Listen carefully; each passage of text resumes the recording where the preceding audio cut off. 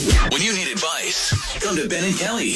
It's group therapy on 99.7 DJX. She writes, "Hey, Ben and Kelly, love your show. Listen as often as I can. I especially love all the juicy drama with your group therapy segments." Okay, thank you. Well, here I am.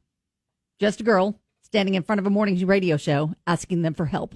Wait, hang on a second. Did she drop a Notting Hill reference? Yes, she did. I'm also just a girl standing in front of a boy asking to love her. She did. I appreciate that. That's so us. I love it. She knew we'd get it. Anyway, I'm kind of upset. Need to know if I'm the jerk here or not. Okay. So I love how enthusiastic my fiance's mom has been about our upcoming wedding. Mm-hmm. She's gone with me to every appointment I've had for wedding planning. Her favorite trip was when we recently picked up my wedding dress. For sure. I've been saving for this dress for a while, and I've dreamed of it for years. It cost me $3,000. Okay. My fiance's mom loved it as well. Mm-hmm. In fact, maybe she liked it a little too much because she hit me up with a weird request when we got to my apartment. She asked me if she could try it on and have me take a photo of her in it. Oh, that is kind of weird. I was really weirded out, awkwardly told her I wasn't comfortable with that. She kept insisting. I told her that maybe after the wedding, but not before. She was disappointed. Mm-hmm. Well, on Saturday, I come home from shopping and my fiance's in the living room. So I head for our bedroom and he tries to stop me. He's acting weird. I had bags to put down on my bed, so I go in. Oh, no. And was horrified to see his mom standing there in the mirror with my wedding dress on. Oh, my gosh. So I freak out. Mm-hmm. I demand she take it off. Mm-hmm. She rushes into the bathroom. Mm-hmm. When she comes out in her own clothes, I let her have it. During the exchange, I called her a twisted bee and tell her to get out of my apartment. My fiance lives with me, but he went with her. Ooh. My fiance and I then have a fight on the phone. I tell him that I want his mom to buy me a new dress. When I tried it back on, it appears to be stretched out. He says that I'm way overreacting, and he tells me the first thing that needs to happen is that I need to apologize for calling his mom a twisted bee. My parents think I need to be the bigger person and just apologize and move on, but I'm sorry, this really bothers me. This is a wedding dress. And I'm the only person that should wear it before my wedding day, right? Do you think I'm a jerk for wanting a new dress? Oh. I'm mad at both of them and seriously considering postponing the wedding. Okay, so no, I don't think she is a jerk for wanting. Well,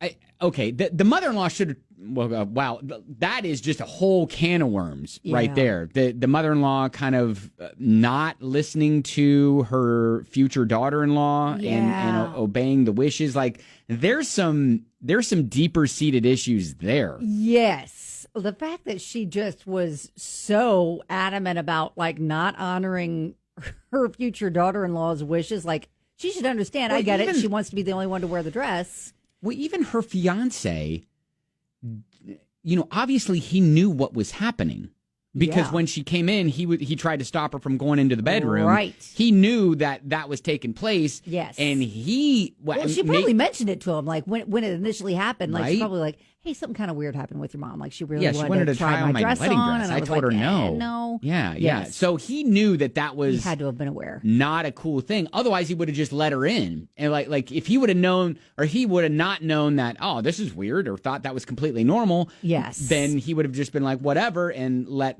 them see each other. But he tried to stop it. So I kind of have a problem with him for not saying no to his own mom. Yeah, there's a lot of people rolling in. Susie's like, wedding would be off. Justin's like, yeah, you shouldn't be getting married anymore. Sorry, red flag. Bethany says, sounds like the mother-in-law is living vicariously through you. What a weird woman. Total lack of boundaries. Yeah, it's the lack of boundaries. Like she put up boundaries. It was clear. And she said, put up clear boundaries. Yeah, she said maybe after the wedding, not before. Mother-in-law's like, well. Yeah, which now there may be people rolling in saying, well, there's other people that probably tried it on at the dress shop before you bought it. Well, that is true. Yes. That is true. Right. But to that point, Madison didn't go and tell those other people, don't try on this wedding dress. Right. I've already bought it. It's mine. I have it. And then they were like, it's okay. Well, so this is what I'm curious. Like, is the future mother-in-law, is she single and thinking that she may get married I again don't one know. day? Is that the reason why she wanted to try it out? Because I'm trying to figure out why the need she to would try want to try on a wedding dress. Yeah. Like, why are you not shopping for like a mother of the groom dress? You know, it just that's the weird thing for me. Do we postpone the wedding over it? I mean, they are. There are several people that are like, this is more than just postponement. This is maybe an indefinite postponement. Yeah, so many people are. Andrew says the mother-in-law is in the wrong. There are boundaries which the bride explicitly set, and she blatantly crossed them. Yeah, so I mean, everybody's on Madison's side about this as far as like, yes, you should be upset because that was weird, and she was in the wrong. What do you think? Your comments? I mean, I think a lot of that is, I think it's on the mother-in-law. Well, yeah, and a lot of people are agreeing, yes, why was he allowing it? He had to have known that his fiance said no. I'm sure she told him that story. All right. Most women would. Do you have, I mean, I can't imagine that anybody has anything similar to this happen in their life where, but just from a simple standpoint of you asked mother-in-law or you asked father-in-law not to do something before the wedding, but he did or she did anyways. Oh, man, that's asking a lot too. I don't know. Would welcome your comments. All right. 502-795-1997. Right now, Kelly and I are like, no, you're not necessarily the jerk here. I don't know if we're going as far as to say, call off the wedding. But then again, Madison knows if there are like other things that have happened in the course of their relationship that would kind of this be the last straw. Yeah. All right. 502-795-1997. This is Group Therapy.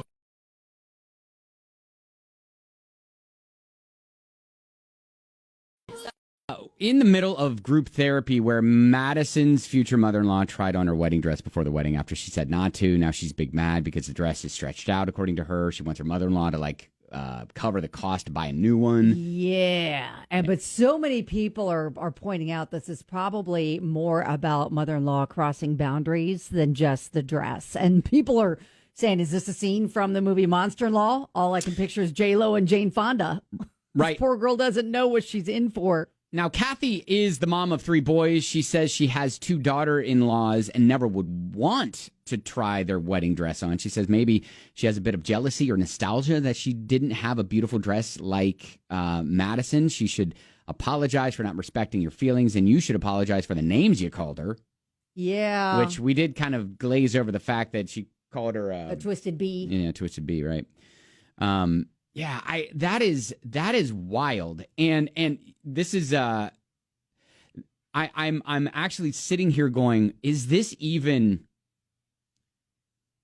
I hate to call out the validity of something, but Madison and a story on Reddit seem very similar. Many people are pointing that out. Many people are pointing that out. So I feel like Madison may have been inspired by this and said, hey, maybe I want to jump in on this too. So I don't, regardless, this is a situation that happened. So I don't know, Madison, if it's actually happening to you or not. Listen, she quoted Notting Hill to us, and she says she loves our show and our group therapy segments and all the drama, and now she wants to be part of the drama. She did. She wants to be a part of it. So Chrissy says, wow, don't even know what to say. This is so wrong. What is the matter with this woman? Honestly, I don't know if I could let that go. That's weird and rude and completely selfish of your future mother-in-law to even ask if she could put on your wedding dress and then to do it behind your back. Don't know if I would have handled it as well as you, but that's just creepy. Right. I'd be ticked off. Wow. Yeah. Just wow. All right. Yeah, you can read it up and see the comments. Post your own if you like at Ben and Kelly Show on Facebook. I feel like she does need to apologize for the name calling. Yeah, sure. Because especially if you go through with the wedding, if she decides that even though there are plenty of people that are like, I'd be done with it. Exactly. But if this is an isolated incident and you've never seen any other signs of this kind of behavior happening, and you want to go ahead and marry him, you need to kind of mend the fence and just maybe apologize for your role in overreacting, but then make it clear that you don't want boundaries crossed. I was going to again. say, this is a sign of maybe what's to come. So, well, and then you have to think about too, what if down the road they have kids, and then is she as a grandma going to respect boundaries that you set with them as well? Yeah. All right. Well, good luck. Yes. And let us know how that all works out. No, we don't think you're necessarily the jerk for how you reacted, but maybe we should all apologize here. Yeah, we should apologize for, the reaction, and then just again in a calm tone, just lay out that you're not okay with the way that she crossed a boundary that you clearly set, and you hope it doesn't happen in the future because she's excited to be a part of the family. All right, there you go. That is group therapy.